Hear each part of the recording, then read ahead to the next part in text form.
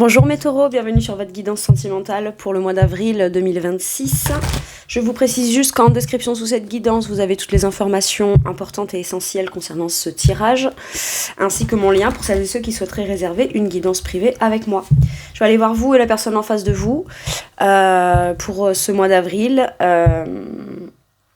Vous inversez en fonction de là où vous vous situez, si vous vous y retrouvez plus dans le deuxième que dans la deuxième colonne plutôt que dans la première. Et voilà, allez, c'est parti. Vous, dans votre situation, le 3 de coupe. On est sur des énergies de joie, de volonté de partage, de passer des bons moments, de se sentir entourer l'autre. Il peut y avoir pour les célibataires, là, une envie de ressortir, de partager avec ses amis, de faire la fête. Et ça peut impacter votre sentimental au minimum dans votre esprit. Vous dire peut-être que si je sors plus, que je partage plus avec mes amis, peut-être que je vais pouvoir rencontrer quelqu'un en sortant, en allant participer à des activités où émotionnellement je pourrais rencontrer des gens sympas, avec qui on est aligné émotionnellement, avec qui on prend plaisir à être ensemble, à partager, avec qui on s'y retrouve, d'accord ? Des gens qu'on reconnaît émotionnellement comme étant compatibles et avec qui c'est agréable d'être, ok ? Ok, je peux avoir quelque chose comme ça.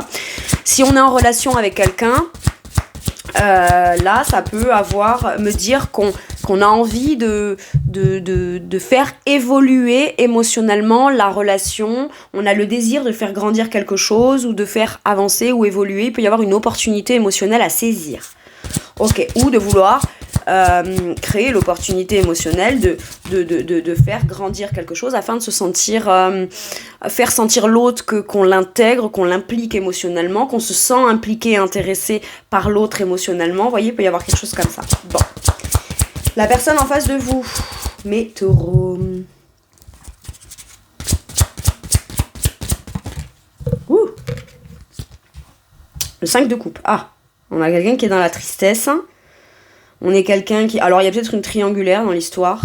Ok. Et donc, il y en a un des deux qui est triste parce que l'un est pris par l'autre. Enfin, quelqu'un qui, dans sa vie, ou qui est déjà engagé, ou je sais pas quoi. Bon. Et on est très triste, peut-être parce qu'on communique pas, ou on communique plus, ou alors on reste dans une situation où, visiblement, l'autre, on se dit, il ou elle me choisit pas. Il ou elle choisit quelqu'un d'autre, ou enfin je sais pas, il y a un truc comme ça. On se rend compte peut-être, si on se connaît pas, à un moment où il y en a un des deux qui est plus près d'une rupture qui est venue affecter émotionnellement que l'autre, d'accord ? Là, on est dans une énergie où on se sent prêt à rencontrer des gens, à partager. On dit pas forcément, en fait, là on est que dans de la coupe, on n'est pas dans du code de la construction, le fait de bâtir, le fait de construire, on n'est pas dans... Voilà. Et quand bien même c'est la volonté qu'on a, avant tout, on veut ressentir quelque chose d'émotionnellement porteur qui évolue, voilà. Là, on se sent plus prêt à rencontrer quelqu'un que là. Tout en même temps que si on est en fréquentation avec quelqu'un qui est avec quelqu'un d'autre, là, on est triste parce que on se sent... C'est pas qu'on se sent prêt, c'est qu'on se dit, moi, je veux être avec cette personne, et l'autre, et c'est la personne qui est de ce côté, elle a d'autres personnes. Donc, pas prêt à quitter pour choisir. Mais du coup, on dit, ouais, mais... est-ce que t'es vraiment prêt ou prête à vivre un vrai engagement ? Parce que si c'était le cas et c'était ce que tu choisissais, ça reste hypothétique, la personne qui est de ce côté, si c'est ça que tu choisis, tu restes pas dans un truc où on te choisit pas. Tout en même temps que moi, l'idée de choix, mes taureaux, j'ai mon avis là-dessus et j'ai longtemps réfléchi là-dessus de manière personnelle. Alors, ça vous intéressera ou pas, mais je vais le dire. Moi, j'estime que quand je rencontre quelqu'un ou si je suis en relation avec quelqu'un, si je viens à me dire « je ne suis pas le choix » ou « on ne me choisit pas et ça me rend triste » ou je sais pas quoi, en fait, si j'en viens à penser à la notion d'un choix que je pourrais être, c'est que pour moi, déjà, enfin, il y a un truc qui déconne. Pourquoi ? Parce que...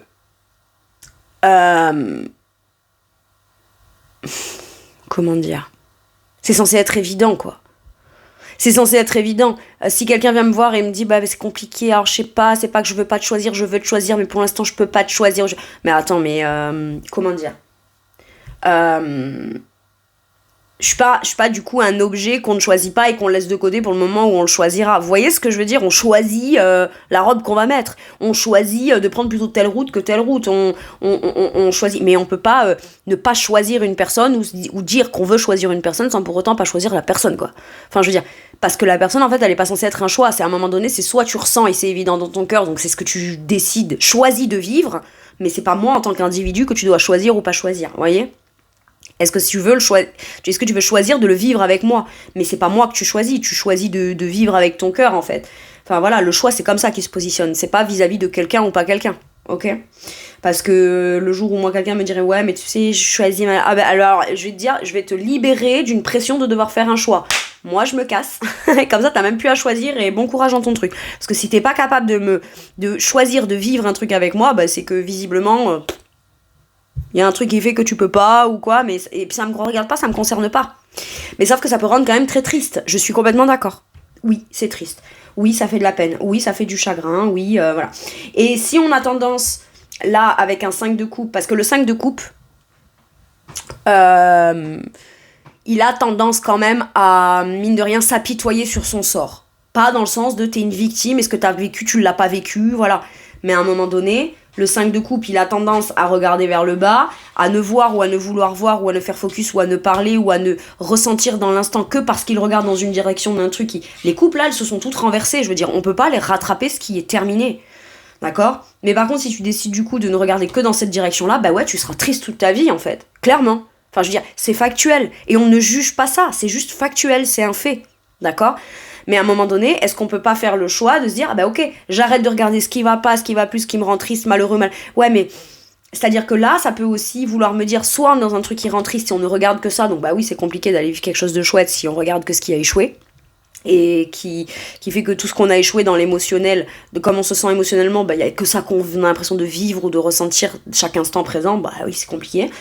Par contre, est-ce qu'on peut pas faire le choix d'arrêter de regarder tout ce qui a pas marché, les sentiments d'échec, etc., pour pouvoir, de nouveau, peut-être arrêter de regarder là et puis faire focus sur la coupe derrière qui, elle, attend et qui est là et qui... et c'est pas qu'elle attend, c'est qu'elle est toujours possible, en fait, cette coupe-là. Il suffit juste de choisir de la regarder, mais elle attend pas.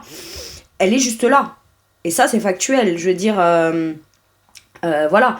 Alors maintenant, c'est sûr qu'il y a quand même besoin de... Voilà, si on se connaît, mais qu'on se dit, ouais, mais je suis blessée de mon passé, machin. Ben, si t'es blessée de ton passé, alors que tu me rencontres moi et que moi, ça te suffit pas, c'est pas moi, de toute façon, qui doit réparer tes erreurs ou faire que t'arrives pas à réparer tes erreurs ou tes blessures et qui fait que, voilà, c'est pas moi qui vais ça, c'est toi qui vas le décider ou le choisir, en fait. Mais c'est vrai que, voilà, là, on pourrait avoir tendance à ruminer, broyer du noir. Et c'est pas qu'on juge ça, on critique pas ça, c'est ok. Mais y a besoin quand même du coup d'être un minimum rationnel là-dedans. C'est que si on n'est pas prêt à être avec quelqu'un, on va pas vouloir aller rencontrer quelqu'un. Pourquoi faire pour essayer de croire que c'est la rencontre de quelqu'un qui va faire que ça... on va s'apitoyer. Là, j'ai quelqu'un qui pourrait rencontrer quelqu'un de nouveau et puis parler de son passé, tout ce que j'ai vécu, tout ce que ci, tout ce que là. Et...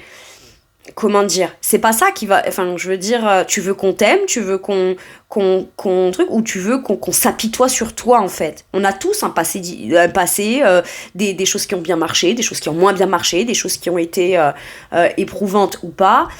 On n'a pas tous les mêmes capacités dans le temps à s'en remettre plus ou moins bien. Enfin je veux dire, le discours que j'ai pourrait sembler facile, mais je l'ai aujourd'hui, mais voilà, je vous dis pas non plus combien d'années ça m'a pris.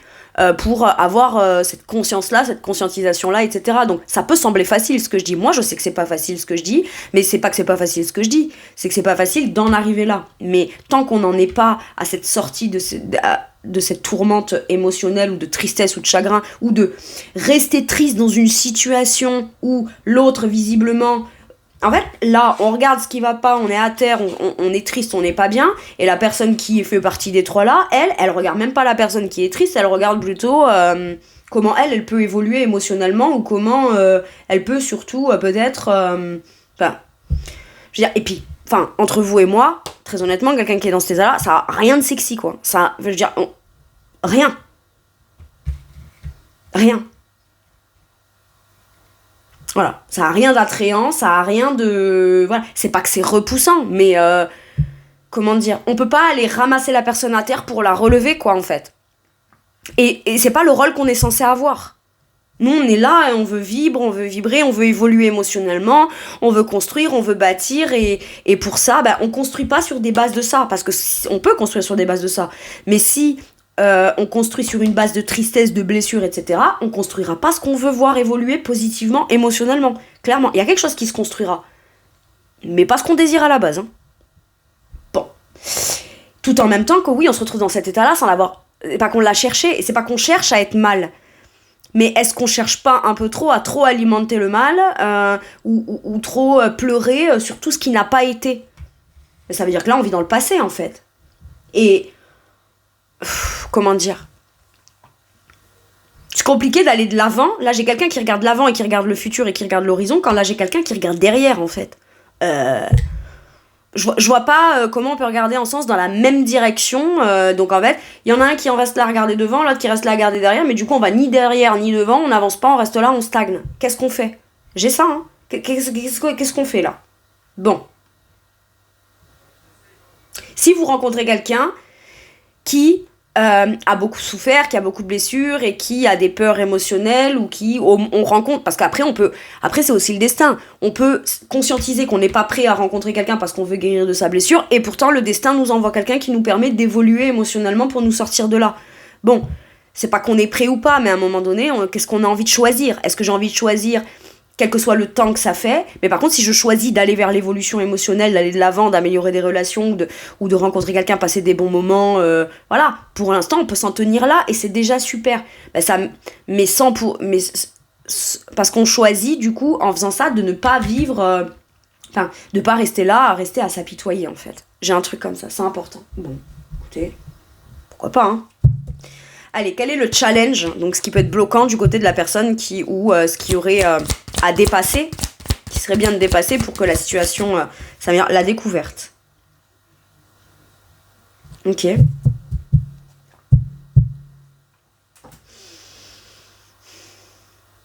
Si on est en triangulaire là, le challenge de la personne, c'est peut-être pas de se dire j'ai du mal à faire un choix parce que si je fais ce choix il pourrait se passer ci et ça machin là. Non, t'en sais rien, va découvrir en fait ce que t'as à vivre. Et à un moment donné, si quel que soit ton contexte, t'es dans une situation contextuelle qui est la tienne, mais qu'en parallèle t'as eu un coup de cœur pour quelqu'un, qu'est-ce que ça dit de ta première situation, qu'est-ce que ça dit de ton émotionnel dans ta situation qui est présente. Mais c'est surtout que quand bien même il y a un destin qui se joue, et que les choses peuvent être écrites ou se passer d'une façon ou pas en fonction des choix qu'on fait, va découvrir les choses plutôt que d'essayer de vouloir les envisager, les anticiper, vouloir tous les calculer, etc. Parce qu'à tout recalculer, donc pas choisir depuis ton calcul de base, ton calcul il part de quelle base en fait? Tu comptes quoi exactement? Tu comptes ce qui pourrait potentiellement se passer, mais t'es en train de faire des spéculations. Donc quelque part on te dit va là à la découverte. Et vas-y, maintenant ça peut vouloir me dire que votre challenge à vous, de ressortir, d'aller vouloir rencontrer de nouvelles personnes, d'aller refaire la fête, découvrir ou vous redécouvrir vous au travers de quelque chose qui a l'air d'être beaucoup plus joyeux, optimiste, porteur, qui met du mouvement, qui vous fait sortir vers l'extérieur et aller découvrir ou redécouvrir ce que c'est que de sortir, d'aller s'amuser, d'être entouré, de passer des bons moments entre amis. Ça c'est challengeant pour vous, d'accord? C'est ok, mais c'est challengeant. Et peut-être que voilà, si vous dites peut-être que là je vais rencontrer quelqu'un en sortant, etc., sors d'abord pour toi-même, d'accord? Et si ça te fait rencontrer quelqu'un, c'est tant mieux, mais ne mets pas non plus trop d'attentes. Laisse-toi surprendre par la vie. J'ai ça. Le challenge de la personne qui est de ce côté, les richesses. Tout ce qu'on avait, qu'on a perdu. Et qui fait qu'on pense qu'actuellement on est pauvre émotionnellement. T'es pas pauvre émotionnellement. Émotionnellement, c'est pas que t'as rien à donner. C'est que pour l'instant, c'est hyper rempli et abondant que d'émotions, je suis désolée, mais tristes, mélancoliques et négatives. Donc t'en as plein de l'émotion à donner, mais qu'est-ce que tu choisis de donner? Et puis même, qu'est-ce que tu choisis d'avoir envie de ressentir? C'est pas parce que tu choisis de regarder la coupe qui est pleine derrière, et qui peut être beaucoup plus riche et enrichissant pour toi, reconstruire, rebâtir, te réenrichir de quelque chose dans le temps, avec le temps, etc. Mais ça fait peut-être aussi trop longtemps que ces émotionnels-là t'appauvrissent tout en même temps que c'est très riche de ces émotions-là, quoi. Il y en a en abondance. Mais il y a c'est pas qu'il faut de l'abondance que dans un côté ou dans l'autre. Non, mais un juste équilibre. Tu peux pas... C'est les excès, là. On est dans un excès d'une émotion qui, visiblement, ne permet pas. Et à un moment donné, les richesses, c'est aussi jusqu'à quel point moi, je m'estime à ma juste valeur. Dans toute la richesse de ce que j'ai à donner, que ce soit émotionnellement, dans mon intelligence, dans mes principes, dans mes valeurs, dans ce que je veux construire, bâtir, m'investir, engager, faire, partager avec l'autre, et jusqu'à quel point, si je suis en triangulaire, tout ça, en fait, c'est pas l'autre qui m'empêche de le vivre avec lui ou avec elle, c'est moi qui, parce que j'attends que cette personne me choisisse pour lui donner à lui ou à elle, moi, en attendant, je vis pas l'aspect ou le potentiel le plus riche de ma vie émotionnelle. C'est un fait, c'est factuel. Ok. Très bien. Là, je peux avoir quelqu'un qui veut partir, qui veut faire une activité ou qui veut faire un voyage ou un déplacement ou un week-end avec des gens, des amis, de la famille, etc. Et où la personne qui est de ce côté n'est peut-être pas conviée, donc a l'impression de n'avoir aucune valeur parce qu'elle n'est pas invitée ou conviée ou je sais pas quoi. Donc ces personnes, elles vont aller profiter, découvrir, s'enrichir, etc. Voilà. Ouais, je peux avoir quelque chose comme ça. Bon, là, ça serait très particulier, mais ça parlera peut-être qu'à une personne, mais je le dis. Bon. C'est-à-dire que la personne, elle est peut-être pas encore partie, que déjà là, on a l'impression qu'on comptera pas à ses yeux, ou qu'on compte pas à ses yeux, ou qu'on n'a pas de valeur, ou alors qu'on a peur que quand la personne, elle sera là-bas, elle pense pas à nous, qu'elle soit... Mais en fait, cette personne, elle est partie là-bas, la personne qui est de ce côté, elle va là-bas pour profiter, pour découvrir, etc.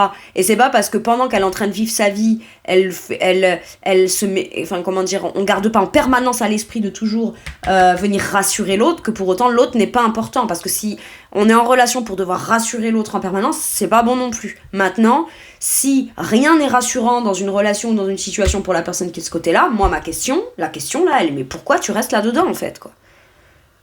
Pourquoi restes-tu là-dedans, dans un truc qui ne t'enrichit pas ? Qui t'appauvrit, en fait, et qui fait que toute la richesse que tu aurais à partager et à donner, en fait, c'est pas que l'autre te considère pas à ta juste valeur, c'est jusqu'à quel point déjà toi tu ne te valorises pas à rester dans un truc comme ça qui te rend triste et qui fait que tout ton potentiel de richesse, d'abondance, etc. Tu pourrais l'offrir à quelqu'un qui visiblement a l'air d'y accorder de l'importance. Tout simplement. Ok. L'atout de la personne qui est de ce côté, donc toi ça t'es là, t'es peut-être mélangé un peu tout ce que je vous dis, mais bon, moi c'est le message que j'ai. Allez, l'endurance. C'est quelqu'un qui tient bon. Alors là, si on est en triangulaire, on reste peut-être dans une triangulaire et on pense qu'on est fort et résistant, machin, parce qu'on tient bon dans une relation où on se dit non, je veux un jour obtenir la place du truc. Alors oui, c'est bien, t'es endurant, ou alors la personne qui est de ce côté qui, elle, manque de confiance en lui, en elle, a des blessures, a des peurs, a des sentiments d'échec, se sent mis de côté, etc.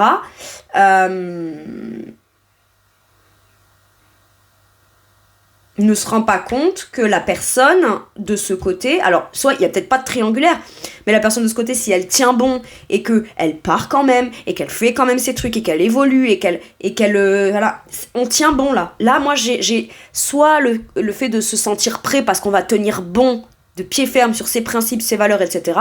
Et on ne lutte pas contre l'autre ou c'est pas contre l'autre, on le fait pour soi. Et il y a besoin de tenir bon dans ce qui est bon pour soi. Et de ce côté-là, on sait le faire.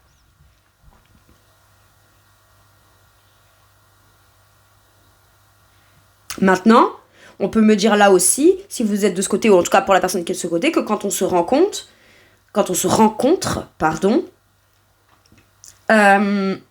peut dire à l'autre, je comprends tes peurs, tes blessures, tes peines, etc., machin, et de l'autre dire, ouais, mais du coup, toi, ça t'empêche pas de vivre, de rayonner, de t'épanouir, machin. Mais parce qu'en fait, pour pouvoir vivre la relation telle que toi, tu la veux, qui depuis ton point de vue, respecterait tes peurs et tes choses comme ça, ça voudrait dire que moi je rabaisse mon émotionnel à ton niveau. Mais moi, mais j'ai pas envie d'être à terre en fait. Enfin, un peu logique quoi. Donc là, il faudrait comprendre les blessures, mais là, cette personne, elle pourrait ne pas comprendre que l'autre rabaisse pas son émotionnel pour comprendre ses blessures. Mais il n'y a pas besoin de se rabaisser à ton niveau émotionnel ou de se mettre à terre émotionnellement pour te comprendre. Je peux tout à fait te comprendre, mais ne pas être en ce poids-là, moi avoir évolué, te voir là, et voilà, je suis pas obligée de venir vivre ton tourment émotionnel pour te comprendre. Comment dire ? Je peux venir comprendre ton état émotionnel, mais je suis pas obligée de le partager. Et quand quelqu'un partage pas l'état émotionnel de l'autre, c'est l'autre est sans pitié, a pas d'empathie, etc. Si. Sauf qu'on confond l'empathie et la sympathie. La sympathie. L'empathie, c'est je ressens, je comprends ce que tu ressens, mais ça veut pas dire que pour autant, je partage ton émotionnel actuellement. D'accord ? Je peux beaucoup te voir pleurer pour plein de choses, et moi, en te voyant pleurer, ne pas pleurer. Ça, c'est de la sympathie. Ou trop prendre en considération ton émotionnel et que ton émotionnel me fasse me sentir mal, ça c'est de la sympathie si toi t'es mal. Mais ça va aussi dans l'autre sens. Voyons, tente d'être joyeux un peu ou joyeuse pour voir, parce qu'on peut partager cette émotion là, par contre celle-là je veux bien de la partager volontiers. J'ai quelque chose de très puissant comme ça. Bon, là on tient bon, on tient ferme sur ce qui met en joie, sur ce qui fait plaisir, sur ce qui fait rayonner, sur ce qui fait qu'on a confiance en soi, qu'on est ferme, qu'on est déterminé. J'ai quelque chose, ok. Et depuis, avec sur la carte l'énergie du scorpion, c'est quelque chose qu'on a acquis avec le temps et sur lequel on tient bon, mais depuis une situation ou un état émotionnel conscientisé extrêmement profond. Et peut-être même douloureusement profond depuis longtemps. Donc maintenant j'ai quand même l'impression qu'on est revenu à la surface. Là, on est revenu à la surface, tandis que là, on est presque attiré par le fond. Mais pourquoi ? C'est sûr que si tu regardes dans le vide, t'auras l'impression d'y plonger. Hein. J'ai un truc comme ça. C'est bizarre. Mais voilà. Là, on regarde vers le haut et là, on regarde vers le bas. Et là, on tient bon là-dedans. Et c'est normal. Maintenant, dans l'atout de la personne en face, c'est que c'est quelqu'un de tenace. Donc si vous êtes en triangulaire, ou que voilà, la personne elle peut tenir longtemps comme ça, surtout s'il y a quelqu'un qui l'attend et qui pleure le temps que cette personne elle vienne, machin. Tant que je pleure pour toi, je t'attends. Bon. Voilà, on peut tenir longtemps. Et c'est un atout de résistance qu'a cette personne incroyable. Mais peut-être parce que c'est quelqu'un d'extrêmement endurante dans tous les aspects de sa vie aussi. Bon, je sais pas. Un truc comme ça. Bon. Quel est l'atout de la personne qui est de ce côté ? La critique. Tout ce que tu reproches à cette personne, c'est tout ce que visiblement il te manque et que tu vis pas dans cette vie-là. Ou dans cette relation-là, ou dans ce contexte-là, ou avec cette personne-là.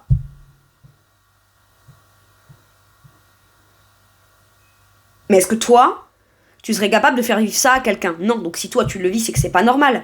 Donc à un moment donné, tout ce que tu jugerais et que tu critiquerais chez l'autre, c'est peut-être pas des critiques, c'est peut-être des conscientisations.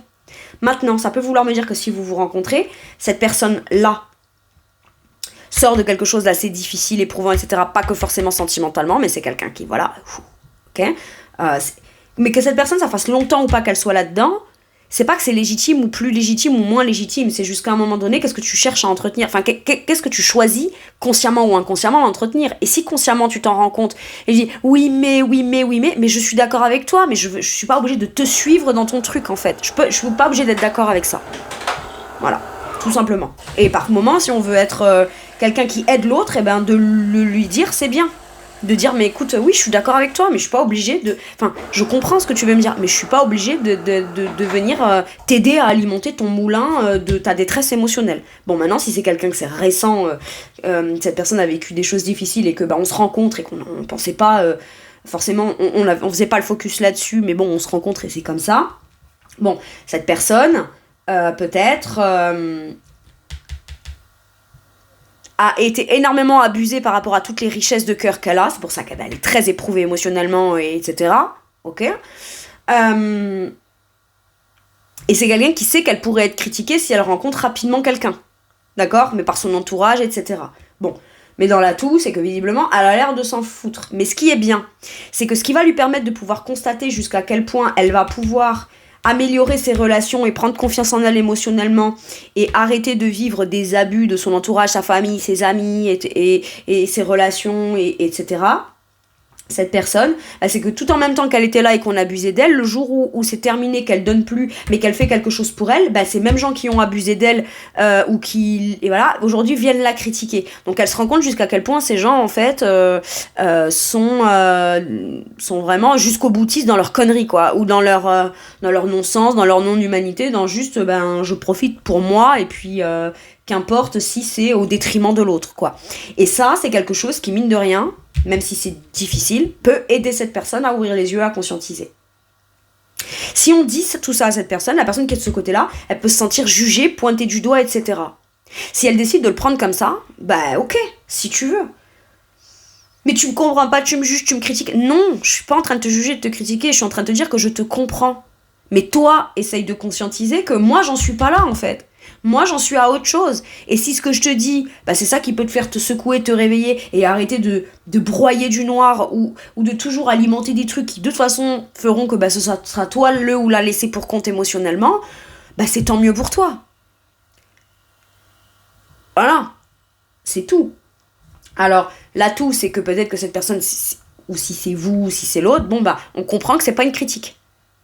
C'est pas un jugement de valeur, en fait. D'accord ? Mais moi, mon rôle, c'est pas de venir te brosser dans le sens du... En gros, c'est j'ai ramassé quelqu'un à la petite cuillère, mais en fait... c'est pas ton rôle. C'est à cette personne d'aller se faire aider auprès de qui, c'est quelqu'un, c'est sa spécialité, son travail et ses compétences, d'aller aider cette personne, pas à aller la ramasser à la petite cuillère, à faire comprendre à cette personne que même si elle a la sensation d'être éparpillée au sol, elle peut ne pas l'être, elle peut ne plus l'être et elle peut soi-même se rassembler pour se relever. Et à partir de là, elle aura plus besoin d'attendre que qui que ce soit vienne la sortir de là en fait. Mais c'est surtout que quand elle comprendra ça, elle ne laissera plus personne la faire en sorte qu'elle finisse dans cet état au final. Ouais. Donc si t'es là, que tu critiques l'autre en disant ouais t'es un égoïste, tu tiens bon, tu tiens ton truc, machin, nanana, mais que tu restes là, ben c'est toi qui choisis de vivre l'égoïsme, de ce que tu dis être l'égoïsme de cette personne. L'autre, elle est ce qu'elle est. Et voilà. Elle est ce qu'elle est, cette personne. Elle a le contexte qu'elle a. Elle fait les choix ou les non-choix qu'elle fait ou qu'elle fait pas. Très bien. Très bien. Maintenant, la personne qui est là peut, j'ai l'impression, la personne qui est là, elle peut se rendre compte que l'autre... Ah, attendez, j'ai un autre scénario. Il y a la personne qui est là, qui vit sa vie, découvre, profite, voyage, je sais pas quoi, machin. La personne qui est là... Elle veut construire, bâtir, partager avec cette personne, etc., etc. Bon. Alors, est-ce que c'est à l'excès d'un côté, à l'excès de l'autre ? Bon, il s'agirait de trouver peut-être, d'aller conscientiser pourquoi on a tendance chacun de son côté d'aller à l'excès dans quelque chose, ou ce que l'autre dit être un excès, bon, ou ressent comme étant un excès. Mais là, je peux avoir quelqu'un qui quand même, du coup... pas toujours de manière très juste, vient pointer du doigt l'autre, mais par exemple, oui, mais si je te choisis pas, c'est parce que si et ça, et machin. Bon, est-ce que c'est vrai, est-ce que c'est pas vrai ? Quelle part est dans le vrai, quelle part est dans peut-être le plus ressenti ou interprété ?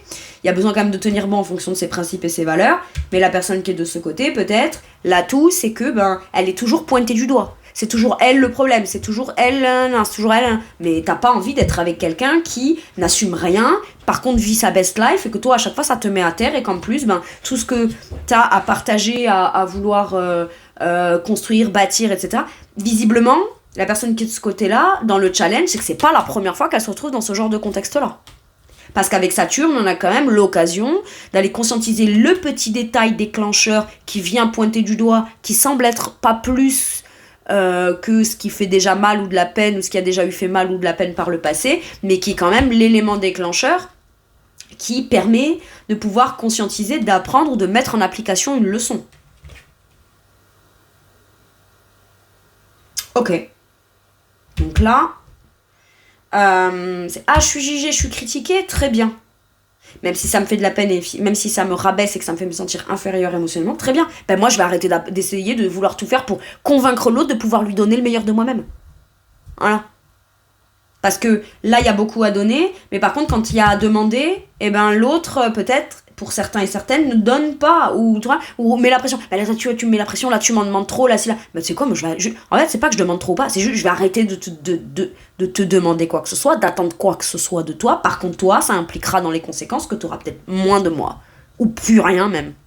Voilà, ça, je vais aller le donner là où ça sera prolifique. Ça sert à rien de mettre de l'engrais ou du terreau sur du béton. Ok ? Il n'y a pas d'herbe qui va pousser plus. C'est du béton. C'est du goudron. C'est peut-être ça le problème, pour certains et certaines. Ben, prends ton terreau, et c'est pas que ton terreau, du coup, tu dois abandonner l'idée de mettre du terreau ou de fertiliser avec ta richesse là. Non, non. Prends ton terreau et va le mettre là sur un terrain qui sera fertile. Et le goudron, il pourrait peut-être choisir et décider d'arrêter d'être du goudron et peut-être être un terrain un peu plus fertile, justement. Très bien. J'ai quelque chose comme ça. Ah, mais c'est marrant, j'ai plein de fleurs. Impeccable. Bon. Donc l'atout là, c'est jusqu'à quel point je peux être un problème pour moi-même dans mon attitude qui permet à l'autre de me mettre, de toujours retourner le problème contre moi. Et ça veut pas dire mal se juger, mal se parler, etc.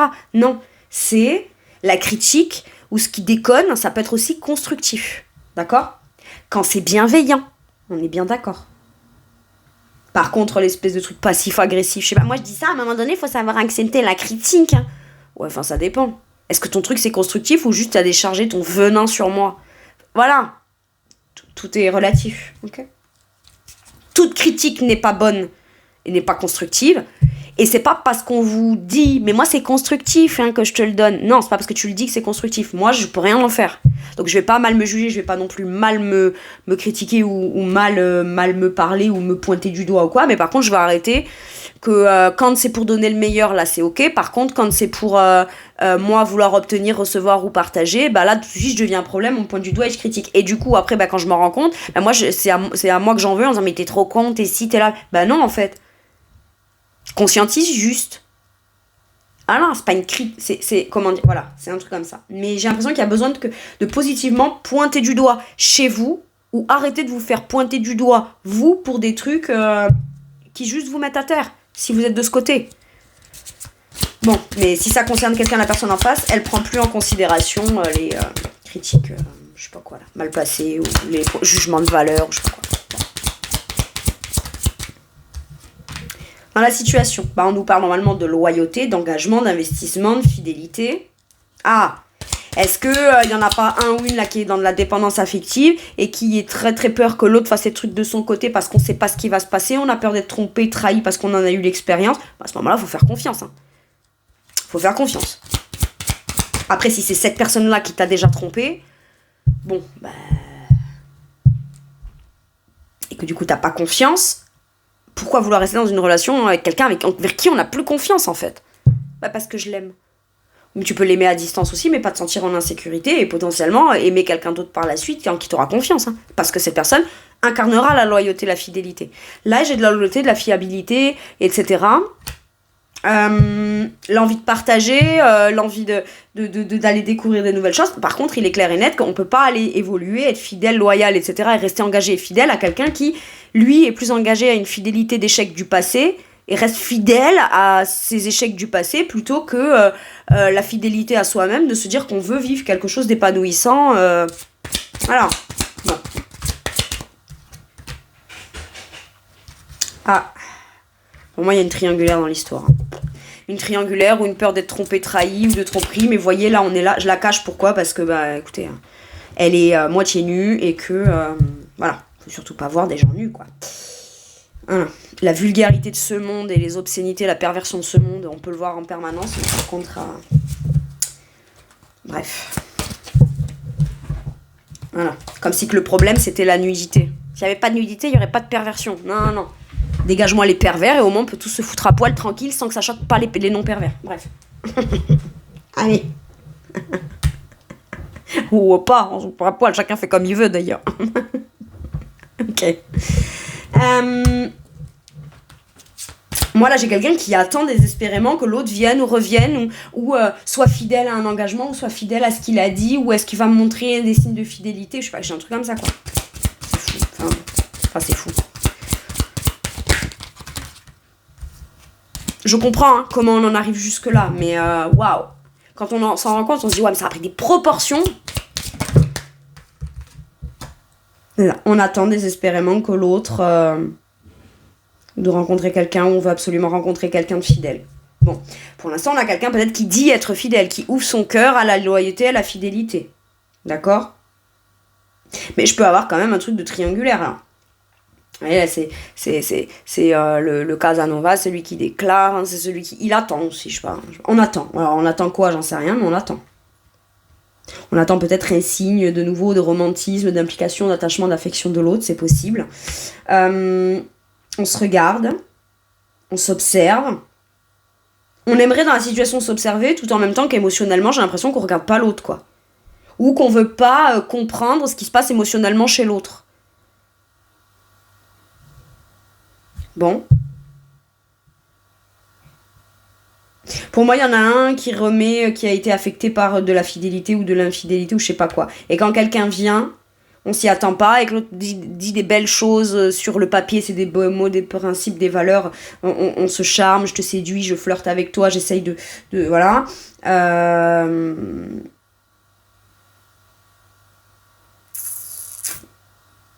On connaît sa fidélité là, mais du coup, on sait pas trop ce que l'autre veut, ou s'il ou elle sera fidèle, ou quelque chose comme ça. Bon. Maintenant, là, j'ai quand même la rencontre qui est possible. J'ai la rencontre qui est possible, et il y a besoin quand même d'ouvrir son cœur, de commencer par se dire les choses, mais quand même, si ce qu'on dit, on est sincère, logiquement, on est censé rapidement quand même donner des petites infos, des petits gestes qui vont démontrer que même si c'est pas grand-chose, ça ira en s'améliorant puisque la situation évoluera. Mais là, voilà. Mais comme je vous dis, hein, là, on peut être assez éprouvé. Il y en a un des deux qui est assez éprouvé, on rencontre l'autre et on se dit « Ah, j'ai encore peur d'être tombé sur un truc. » Ou alors, comme on vient de me mentir, je suis triste, quoi. Après, ça fait plus ou moins longtemps. Je veux dire, si vous vous êtes fait trahir il y a 10 ans par quelqu'un d'autre, avoir encore peur de la trahison aujourd'hui, donc peur à chaque fois qu'on rencontre quelqu'un. Bon, je pense qu'entre-temps, il y aurait pu avoir la possibilité d'aller consulter pour soi-même, se rendre compte de la valeur qu'on a et que la seule personne merdique, hein, c'est pas la personne qui vit ou qui subit la trahison. Hein. On n'est pas trahi parce qu'on est merdique. Non, c'est la personne qui trahit qui est merdique. Hein. Clairement. Enfin, ça, c'est aussi que mon point de vue. Après, chacun fait ce qu'il veut. Mais, je le dis. N'en déplaise à truc. Enfin, je suis désolée, moi, la personne qui trompe, je suis désolée, elle est merdique. Elle peut avoir toutes les bonnes excuses du monde. Factuellement, t'aurais pu faire aussi les choses différemment.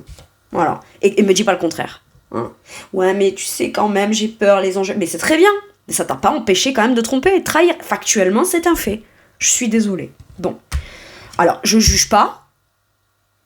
Alors si quand je dis que c'est merdique, voilà. Mais à un moment donné, je veux dire, faut aussi appeler un chat, quoi. C'est pas non plus être dans le jugement que de nommer les choses, quoi. Voilà. Et bizarrement, c'est celle qui subit ça, qui se sent à terre, merdique, dépourvue de tout, dans l'échec total, qui a tout donné, etc. Je sais pas quoi. Alors oui, t'as peut-être donné, t'y es pas attendu. Un jour on t'a trompé, on t'a trahi, t'as pas eu d'intuition. Et là, j'ai des gens qui me diront, ah mais si, j'avais des intuitions, machin. Bon, bah alors. Voilà, mais tu continues quand même à vouloir donner pour venir faire taire cette intuition. Plus je vais donner, plus l'autre va rester, plus ça va venir me démontrer qu'il faut pas que j'écoute si j'ai le moindre doute. Ben maintenant t'écouteras. Et tout en même temps que t'écouteras, du coup tu retiendras un peu tout ce que tu donnes et tu t'abstiendras. Comme ça, au cas où, tu y perdras moins. Au cas où, tu y perdras moins. Mais c'est clairement ça. Donc là, bah écoutez, on se regarde, on cherche à se séduire, à se charmer, voilà. Il y en a un des deux qui connaît sa fiabilité, sa loyauté. Peut-être qu'il y en a un des deux qui est loyal et l'autre a tellement pas confiance ou a peur d'être trompé et trahi que l'autre ne sait pas, attend que l'autre ouvre son cœur sur ce qui lui a fait mal pour comprendre pourquoi est-ce qu'on a une peur. Mais si la personne elle est fidèle, elle est loyale de l'autre côté et que l'autre vient vérifier, a très peur d'y perdre, etc., ça n'a rien à voir. La personne, du coup, n'a pas à devoir redoubler d'actions de démonstration de loyauté et de fidélité non plus.